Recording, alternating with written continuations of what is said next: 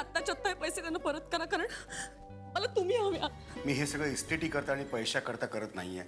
दादांच्या शब्दाकरता करतोय हे तुला चांगलं माहिती. ही रिसीट सरांनी शाळेचं लोन पूर्णपणे फेडलंय. बघ बाळा बघ, काय काळजी करणारी आई भेटली तुला. एका देवाच्या स्फोटी जन्माला आले. मी देव नाही, अगदी सामान्य माणूस आहे. महिन्यातून एकदा त्याला भेटायला इकडे येत जाईल. ते शक्य नाही. तू स्वतः गेलीस तेव्हा स्वतः परत ये. मी तुला ये असं म्हणणार नाही. चल बाय, फोन ठेवतो.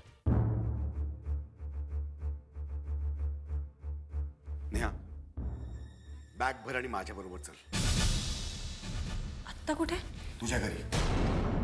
घरी? हो, मी सांगतो तेवढं ऐक तू. बॅग भर, शिवाजीला घे आणि चल. काका पण तू माझं ऐकणार नाहीयेस का? काका जाऊ द्या ना आता. तिथे जाऊन नको तो तमाशा होईल. होऊ दे ना, काय व्हायचं ते. जा जा, बॅग भर आणि चल. काका मला वाटतं तिथे जाऊन वाद वाढवण्यात काही अर्थ नाही. आणि तसंही ते घर आता शार्दूलचं आहे, माझं नाहीये. हे बघ ना, त्या घरावरती शार्दूलचा जेवढा हक्क आहे ना तेवढाच तुझा आहे. आणि तू आत्ता घरात नाहीस हे बघून प्रियांका येऊन बसली ना तर तुझा आहे नाही तो संसार सुद्धा उद्ध्वस्त होऊन जाईल. तो तर तिने आधीच केलाय काका. आणि तसंही आता सगळं संपलंय. काहीही संपलेलं नाहीये नेहा, काही संपलं नाहीये. आणि मी ते संपूनही देणार नाही. बघतो ना तुला घरातनं कोण बाहेर काढतो ते. तू चल माझ्या बरोबर. हे बघ, वाद घालू नकोस. नेहा, माझ्याबद्दल तुझ्या मनात थोडा जरी आदर असेल ना तर मी सांगितलेलं तू ऐकशील. जा बॅग वर.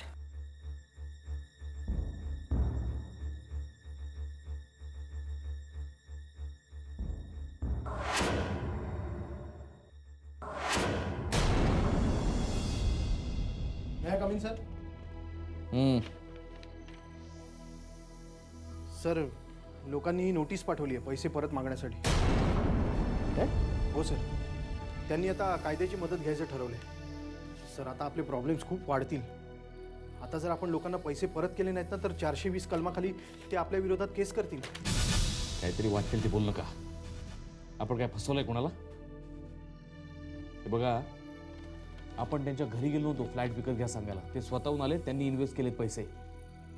असं काही होणार नाही. त्यांना उलटी नोटीस पाठवा पैसे मिळणार नाहीत म्हणून. पण सर, उद्यापुरे आत्ता या थोड्या लोकांना आपण पैसे दिले तर उद्या सगळेजण आपल्याला नोटीस पाठवतील. आपण काय सगळ्यांना पैसे परत द्यायचे का? मुळात हे चुकीचं आहे. आपण कोणावर जबरदस्ती केलेली नाहीये, त्यांनी स्वतःहून इन्व्हेस्ट केलेत. आपल्या वकिलांना सांगा नोटीस तयार करायला आणि सगळ्यांना उलटी नोटीस पाठवून द्या. घाबरू नका, मी बघतो काय करायचं ते. युसलेस.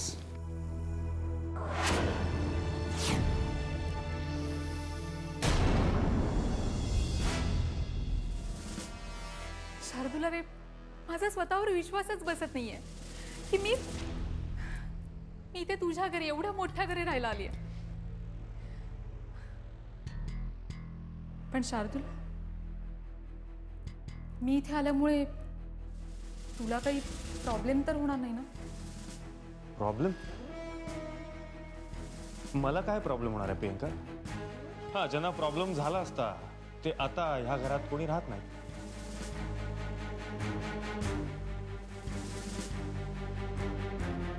शार्दूल, ते सगळं ठीक आहे, पण आपण लग्न कधी करायचं?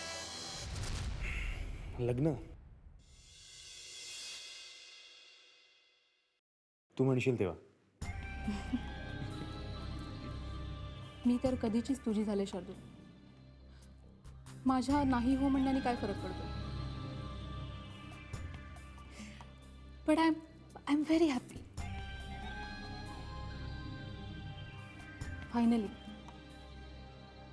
फायनली तू मला आपलंसं केलंस. प्रियंका, मी आधीपासूनच तुझ्यावर प्रेम करतो. आपण तुलाच ते आजपर्यंत कधी दिसलं नाही. तू मला तसं म्हणालाही होतास. माझंही तुझ्यावर तेव्हा खूप प्रेम होतं. फक्त मी तुला कधी सांगितलं नाही. पण आता सांगते. I love you Shardul. Really I love you.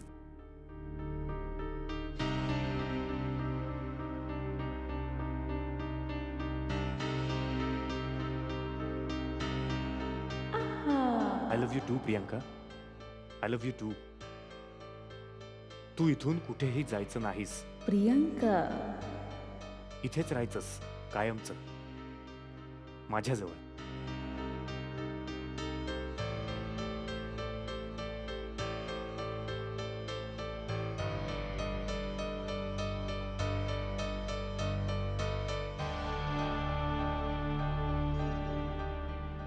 Shardul,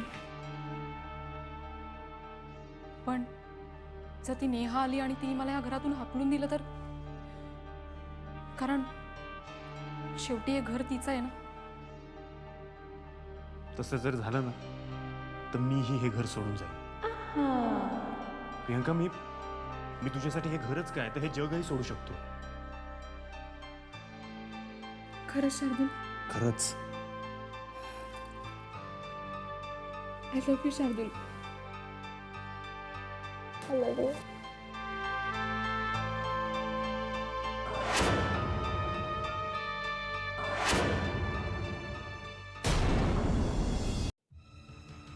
Sawant, yes sir.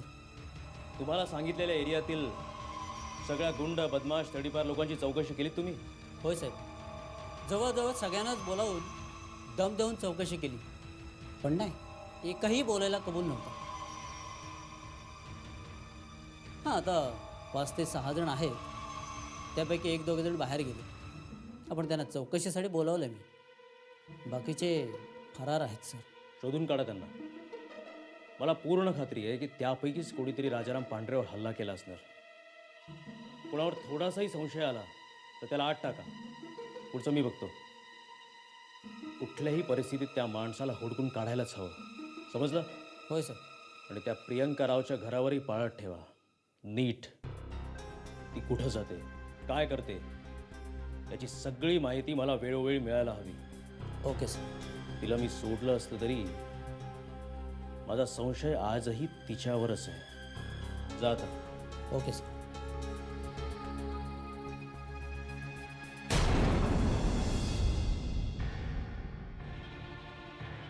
Shardul, Shardul, Shardul. Rajaram काका, तुम्ही? काका म्हणू नकोस मला. माझ्याशी कोणतंही नातं सांगण्याची लायकी नाहीये, तुझी लक्षात ठेव. या नालायक बाईच्या नादाला लागून तू नेहाला घराच्या बाहेर काढशील असं मला कधीच वाटलं नव्हतं. आणि एक गोष्ट लक्षात ठेव, आजही या सगळ्या इस्टेटीची आणि प्रॉपर्टीची नेहाच मालकीण आहे. ती दादांची सून आहे आणि तुझी बायको आहे. राजाराम काका, तिच्याशी माझा काहीही संबंध नाही. हा बंगला, ही इस्टेट माझ्या वडिलांची आहे, धनाजीराव मानेंची.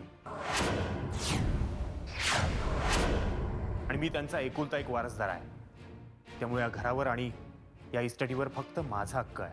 अच्छा, फक्त हक्क सांगायला आणि अधिकार दाखवायला दादांचं नाव वापरतोस? दादांबद्दल तुझ्या मनात थोडा जरी आदर असता ना, तरी दादांच्या शेवटच्या इच्छेचा मान ठेवला असतास तू. दादांना आणि त्यांच्या बिलला खोटं ठरवण्यासाठी कोर्टात केस केली नसतीस. काका, काका जाऊ दे, तुम्ही शांत व्हा. नाही नाही, या घरातून तुला कोणीही बाहेर काढू शकत नाही. आणि जो कोणी तुला बाहेर काढायचा प्रयत्न करेल त्यालाच ह्या घरातून बाहेर जावं लागेल. चला, बघतो मी तुला कोण अडवतं ते.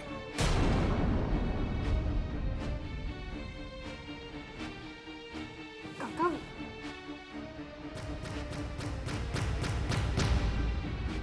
शार्दूल, काका,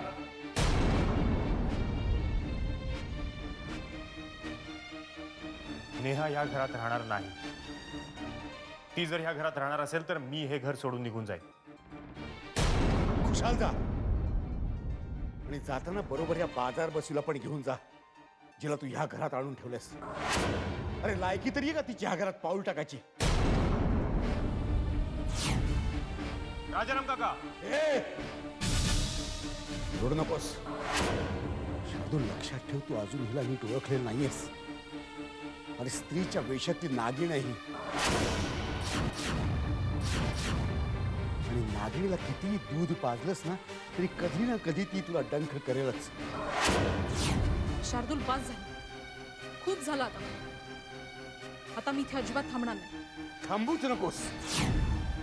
क्षणभर जरी थांबलीस ना, धक्के मारून बाहेर घालेन तुला.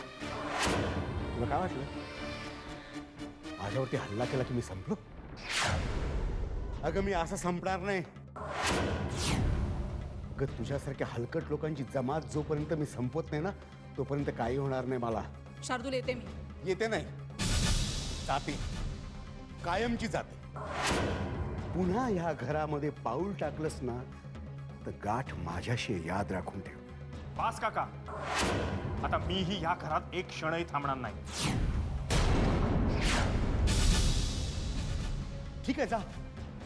तू जा तिच्या मागे पदर धरून. शार्दूल, चल. चल इथून. चल शार्दूल.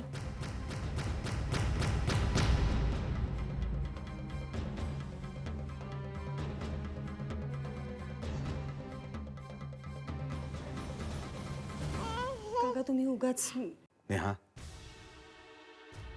हातातलं सोनं सोडून जो पदरामध्ये पितळ पाडून घ्यायची तयारी दाखवतो ना, त्याला कितीही समजावलं तरी उपयोग नाही. जेव्हा त्याला ठेच लागेल ना, तेव्हाच तो सुधारेल. जा, तू शिवाजीला घेऊन आज जा.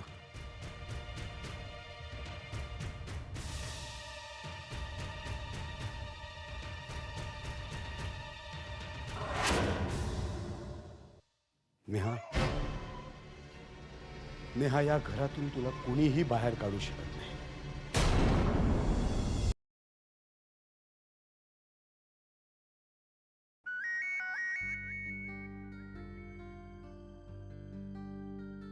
हॅलो. शारदा, आज संध्याकाळी काय प्रोग्राम आहे तुझा? नाही म्हणजे आजपर्यंत तू बरेचदा मला तुझ्या घरी डिनरसाठी बोलवलेस. म्हटलं चला आज माझ्या घरी डिनर घेऊया. बघा म्हणजे तुझी काय हरकत नसेल तर. नाही म्हणजे मी एनी प्रॉब्लेम? नाही, प्रॉब्लेम नाही आहे, पण आज अचानक डिनरचं प्लॅन. तसं बघायला गेलं तर एका महत्त्वाच्या विषयावरती तुझ्याशी बोलायचं. तेवढंच डिनरचं निमित्त. काय बोलायचं होतं? सगळं आत्ता सांगू का फोनवर? अगं तू डिनरला ये, मग सांगतो ना. येशील ना? ओके, येईन मी. Thank you very much. Okay, bye. Bye.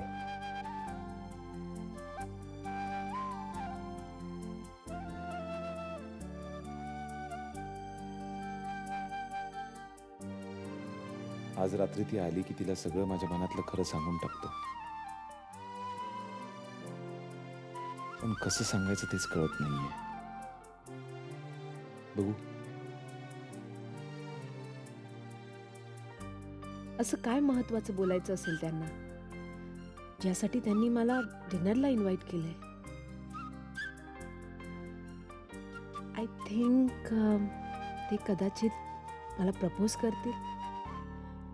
पण नाही, मे बी काहीतरी दुसरंच बोलायचं असेल त्यांना.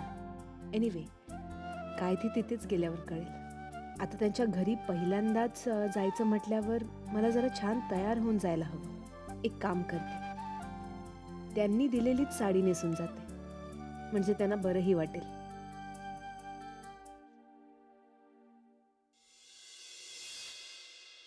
मी 36% व्याजाने लोन घेऊन शाळा तर वाचवली, पण ते पैसे परत कुठून करायचे? काही करून मला शारदाकडूनच मदत घ्यावी लागणार. त्याकरता तिचे पाय धरावे लागले तरी चालेल, पण आता तीच मला यातनं वाचवू शकते. पण ती माझा फोनही उचलत नाहीये. SMS करून बघू.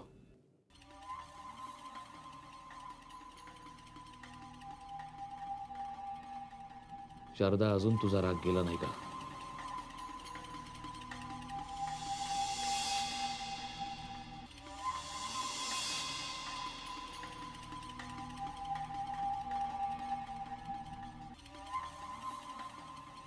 बघू. SMS ला रिप्लाय आला तरच काहीतरी चान्सेस आहेत, नाही तर काही खरं नाही.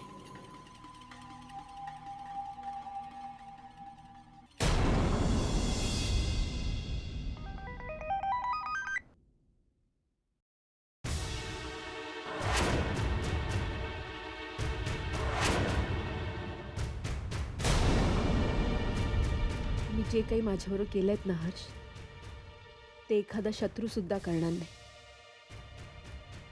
प्रेमाचं नाटक करून पाठीत खंजीर खुपसलात तुम्ही. तुमचा राग येणार नाही तर काय? मला तुमच्या नावाचं कुंकू लावायचं होतं, हक्काचं घर हवं होतं, आपल्या दोघांच्या प्रेमाची एक ठेव हवी होती. एवढंच मागितलं होतं ना मी तुमच्याकडे, पण तुम्ही ते काहीही देऊ शकला नाही. मग मी तुमचा राग केला तर कुठे काय बिघडलं? म्हणे राग गेला नाही का?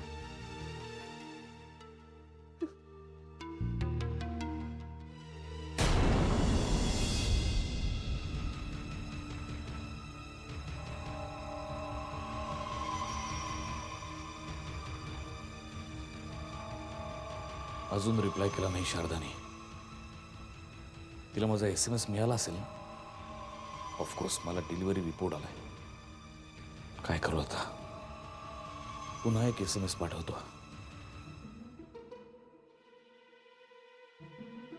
आज रात्री आपण भेटायचं का? मला तुझी खूप आठवण येते.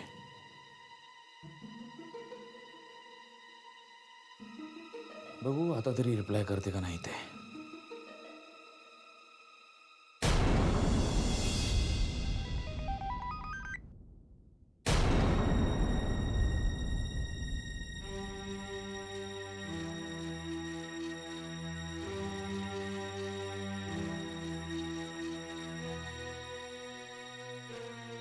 आता माझ्या आठवणीहून काय फायदा आहे हर्ष? आता खूप उशीर झालाय. आता तुम्हाला जरी माझी आठवण येत असेल ना, तरी मी मात्र तुम्हाला विसरलीये. माझ्या मनातून तुम्ही पूर्णपणे उतरून गेलात हर्ष. आपल्यात जे काही होतं ते आता संपलंय, कायमचं.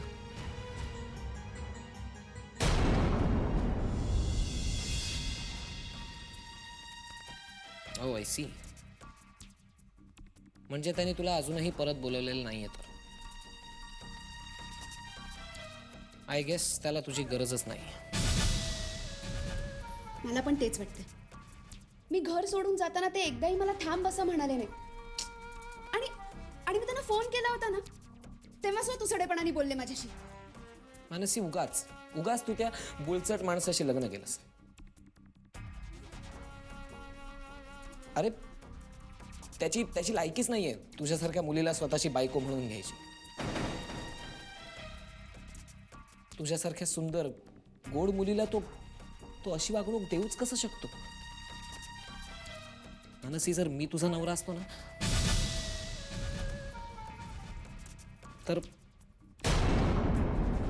तर एखाद्या महाराणीसारखं ठेवलं असतं मी तुला. खरंच तुला तू जे म्हणशील ते सगळं केलं असतं मी. तुला कसलीच कमी पडू दिली नसती मी मानसी. खरंच अगदी मनापासून. तुझ्या डोळ्यात पाहिलं ना की मी स्वतःला हरवून बसतो मानसी. तुझ्यासाठी मी काहीही करू शकतो मानसी. जीवही देऊ शकतो. I love you, Manasi. I love you.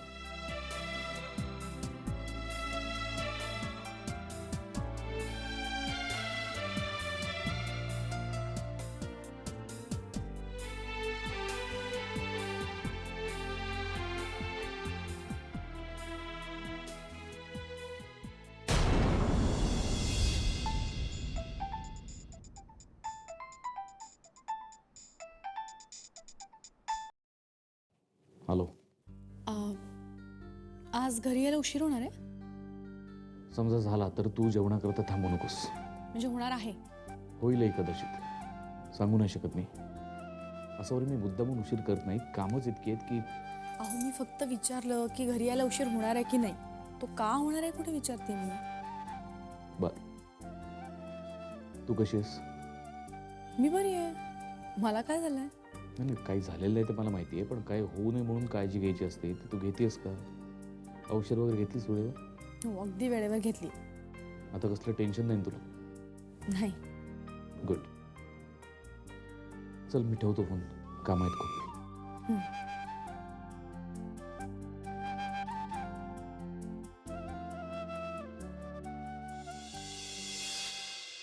शाळेचं टेन्शन गेलंय पण पण ह्यांच्यावर जे कर्ज आहे त्याचं टेन्शन मात्र आहे अजून.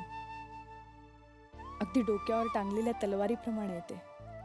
देवा, या परिस्थितीतून सुटण्याचा काहीतरी मार्ग दाखव मला.